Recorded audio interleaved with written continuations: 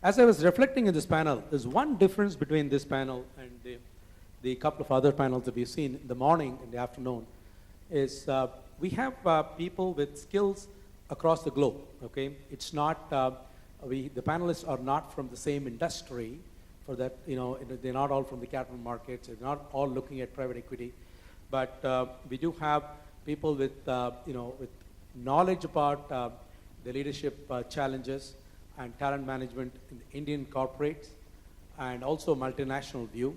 So we will take the questions accordingly in terms of unique expertise, and then we will try to flesh out our learnings from that.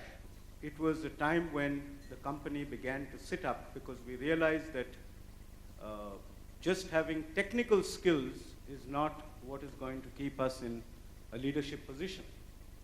And it was there that we started a whole flurry of training and serious training that was done in partnership with some of the leading institutes of the country. And as we developed over the years, we slowly started realizing that it's not sufficient to have just good engineers and good managers, but what we really require is a set of powerful leaders. When you look at the fact that Neville talked about the fact that a number of these companies actually have talent management programs in their company. So it's not that these talent management programs don't exist. I think the issue is, what we've found is that even if you have a process, that's not enough to ensure that you will be generating leaders within. I think what is necessary is the rigor and discipline with which this process is followed throughout the organization.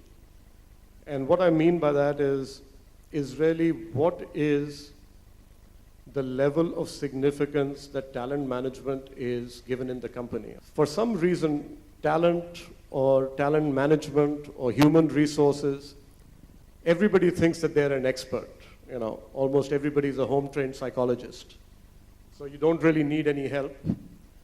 And it doesn't need to be something that we formally learn in business school. I think it's useful to step back and look at what's happening in leadership development across the board, no matter what country you're in, and then jump down into India and China specifically.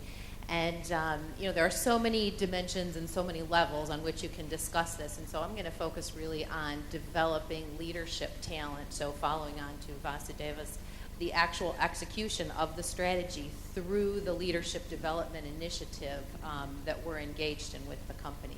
If you think of some of the reasons why business school students and engineering students join and come to the University of Michigan, when they want to come to the Ross School of Business, one of the questions we get in the entrepreneurial realm all the time is, how can we join the funds? We have 3 funds that are managed by within the business school. It's a venture fund, a pre-seed commercialization fund, and a social venture fund.